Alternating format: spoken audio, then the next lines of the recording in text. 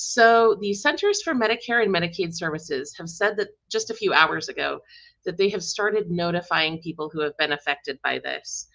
But what happened is okay, so it says in there, the quote is CMS identified suspicious activity related to unauthorized creation of certain beneficiary online accounts using personal information obtained from unknown external sources, which is just a really fancy way of saying that someone who had got data elsewhere went to Medicaid.gov and started creating accounts for real people that weren't them. So CMS apparently found out about this because they started getting, here, I can make this thing bigger so that you guys can read this alongside me here. Sorry that it was so small. So what happened was they didn't even know until they started getting calls from people who were like, hey, I just got this confirmation letter for an account I didn't create. And that's when they realized there was a problem. So what happened? They're saying that somebody went and got, they had all sorts of legit personal information for people. And that's how they were able to create these accounts. But once they started getting these calls, they saw that it actually began clear back in 2023. So this has been going on for a while, which is really concerning, right? So between 2023 and 2025, and the people who were making these accounts, sorry, I realize I'm kind of all over the place today. Usually I prepare better for these, but this just freaked me out. So they were able to create these accounts because they had people's Medicare beneficiary identifiers. They had the coverage start dates, which is bizarrely specific, right? They had last names, birth dates, zip codes, and last names, birth dates, and zip codes. Yeah, that's personal information and that's freaky, but you can, I mean, that's a lot more public, right, than your Medicare beneficiary identifier and your coverage start date. That seems like it should be a lot harder for these guys to find. So it sounds like, and this is me interpreting what I read, this wasn't in the press release, but it sounds to me like there was a data breach elsewhere, that these data thieves were able to get that information, and then they were able to take that to Medicare.gov and create an account for the people whose data they'd already stolen, which gave them even more data.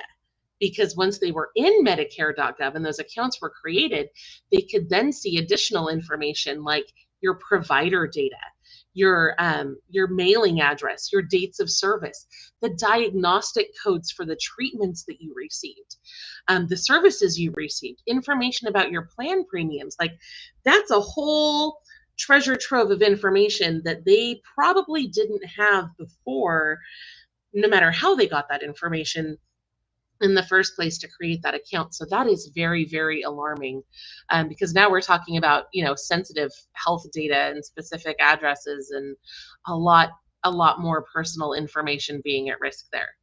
So here's what's going on. They're saying that over 103,000 people have been impacted by this.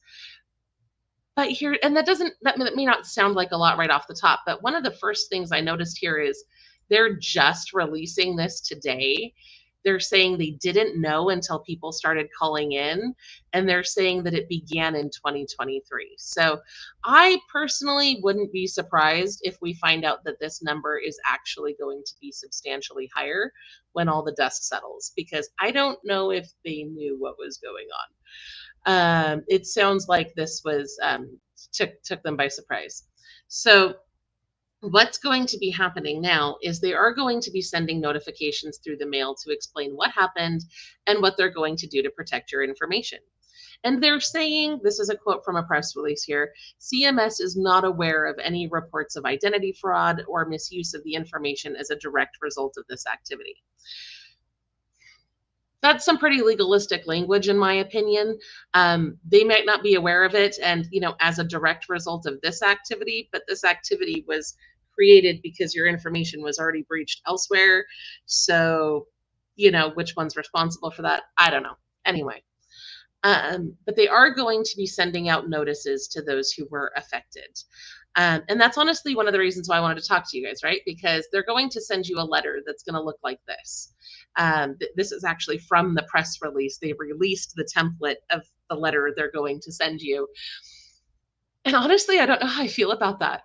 right? Because I've gotten scam letters before from different government agencies that were bizarrely realistic and had, logos, and they looked really official. And I was actually duped by one or two of them that I received. It was from a different government agency, but it just seems like giving the wording that you're going to send out in the letter publicly is might not be the best idea if scammers are already, anyway, that doesn't seem smart to me. But anyway, the letter that you should receive should read something like this, which is, dear so and so, we're writing to inform you of an incident involving your personal information related to your Medicare.gov account. To make sure your privacy is protected, we will mail you a new Medicare card with a new Medicare number in coming weeks. And then they're going to explain, what kind of happened. And they're saying that they're sending you the letter so that you understand what's going on. Now, one thing I want you to note here is that if you do get a letter about this saying that it affected you, notice what they're not saying here. They're not asking you for money. They're not asking you to go online and do anything. They're not asking you to call a number. They're just saying, hey, we're going to send you a new Medicare card with a new Medicare number in the next couple of weeks. And I want you guys to know that, because it seems like every time something goes wrong, scammers step in to make it worse, right? So if you start getting letters that are like, oh, hey, there was a thing that happened with your Medicare.gov account, you need to click this link or call this number, or, especially if they ask you to pay money, those are going to be indicators that you're being reached out to by a scammer. So if you get letters that are asking you to take action or pay money, please disregard those. CMS is being pretty clear here that their letters are just going to say, hey, keep an eye out for a new card. And they're going to automatically issue those cards to you because those numbers were compromised. And you don't want to keep using a card that has a compromised number. So wanted to show that to you so that you could kind of know what to expect there.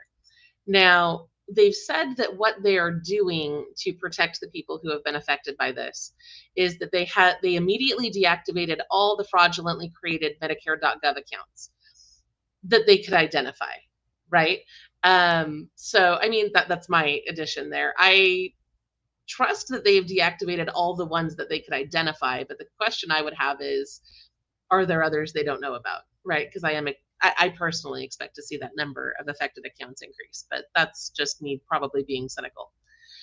They also disabled the ability to create new Medicare.gov accounts from foreign IP addresses to prevent further exploitation. And as somebody who works in, online marketing, that's really important, because a lot of the bad traffic that we see does tend to come from foreign IPs. So that's a good move that they made there. CMS continues to monitor claims data for any suspicious activity. That's good. They should be doing that anyway, right? And then, of course, they're going to be mailing out those new Medicare cards with the new numbers to people who were affected so that you don't continue using a number that's been compromised. Now, oh, interesting. I didn't edit that the way that I was supposed to. Sorry about that, guys. All right, yeah. So now what can you do about this, obviously? Because when I first saw that, I was like, wow, this is bad. And I don't like to leave you just stressed out with nothing to do there. So they're saying you should review Medicare summary notices and your explanation of benefits for any unfamiliar charges or services. This is a very important thing to do. And honestly, you should be doing it anyway. If you've been here for a while, if you've watched our other videos on Medicare, I've talked recently about some of the incredible fraud that's been going on in that program, especially with what was it? It was catheters. There were people that were being billed tens of thousands of dollars for catheters that they didn't need or want or ask for, that they weren't prescribed, because scammers found that that was a really easy thing that they could just tack on there and then get reimbursed for, and they were bilking Medicare for tons and tons of money. So always read those summary notices and your explanations of benefits so you know what you're being charged for, so that you can flag anything that's wrong there. Now, of course, one of the big risks with data breaches is always identity theft, right? And that's nasty. I've had some friends go through that, and it took years to resolve. You always want to be very proactive in protecting yourself against any form of identity theft. So they're recommending that you obtain free annual credit reports through annualcreditreport.com. This is the only website that actually gives you a free annual credit report. If you just go and you Google it, or you use whatever search engine you like and you're searching for that information, you're going to end up on a ton of different sites that are ultimately going to try to charge you. So make sure that if you're going for a credit report that you're visiting that site right there. I did think it was interesting that their press release didn't mention anything about free credit monitoring, because usually if there's a breach, that's something that's offered, and maybe it's just too preliminary for that to be offered yet. I don't know. I also, I don't know, I try to avoid speculating with you guys, but we do know that there was that massive Medicare breach. I think it was October of 2024. It was in 2024 sometime, where they got almost a million data on almost a million people. And I'm wondering if that was the information that was used to create these accounts. So maybe the credit monitoring is already covered through the previous thing. I don't know. Anyway, they're also saying to report any suspicious activity to 1-800-Medicare or to the Office of the Inspector General. You can also contact the FTC or local law enforcement with any identity theft concerns that you have. And that is, I think, all we have as far as going over the actual press release that was issued by CMS. So I am happy to take your questions. We are talking about Medicare today. I'm happy to answer any questions that you have about any of the things that we usually talk about on this channel. Do know that for any specific questions about like your Medicare plan, I'm not qualified to answer. That's why we partner with Chapter. They have licensed experts that can help you figure out which of the 20,000 or so Medicare plans out there are the best for you. And I've got their number up on screen. I think it's also running across the bottom on the ticker. So if you have a question about your plan specifically, or what Medicare covers or anything like that, best to call Chapter, because they can actually help answer those questions. So with that in mind, I'm going to jump into the chat now and see what questions you guys have for me. So feel free to send those over. Hopefully it's updating properly. All right, so Ellen says, will our current Medicare cards be valid until the new card arrives? I do believe so. I didn't see anything indicating otherwise. It does seem that that will remain active. I think it would be very cruel if they canceled that because someone else got access to it. That would be really, really unfair. Okay, Diane says, don't forget to freeze your credit if you're worried about identity theft. It's free. Yes, that. So much that. In fact, I keep my credit frozen all the time because I'm always worried about identity theft. And just because it's a good practice, right, for your own security. It is free to freeze your credit. If you go in and you try to do this with the different credit bureaus, a lot of times you're going to come across a paywall and they're going to ask you, oh, well, you need to subscribe to do this, that, or the other thing. You don't. You can bypass all of those requests for payment. It is free to freeze your credit. You can freeze all 3 credit bureaus. It's easy. You can do it online. Totally recommend doing that. It's just a good standard practice to keep that frozen.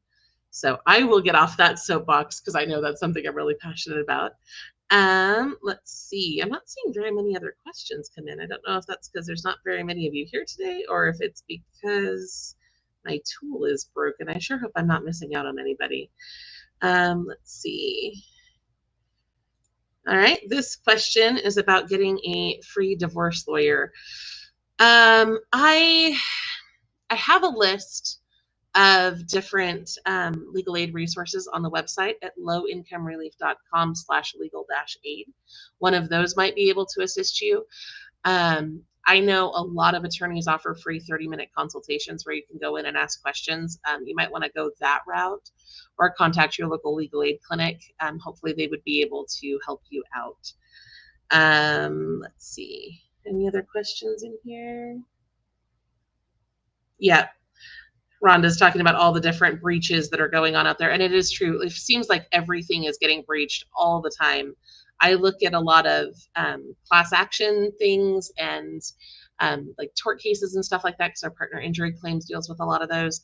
And it is astounding to me how frequent these breaches are becoming. And it honestly feels like we're fighting a losing battle a lot of the time, right? So much of our data is online all the time. So much of it is accessible, but I think it's important to do what we can to protect it, you know, especially because if somebody gets that information, there's just so much they can do with it, and it's so dangerous. Okay, interesting. All right, I'm not seeing any more questions come in, so I think I'm going to go ahead and wrap up here for today. Thank you for watching. Feel free to share this with anyone you know who might be affected. We do have a regularly scheduled video that should be coming out tomorrow as well, so hopefully I'll see you guys again tomorrow, and have a great night.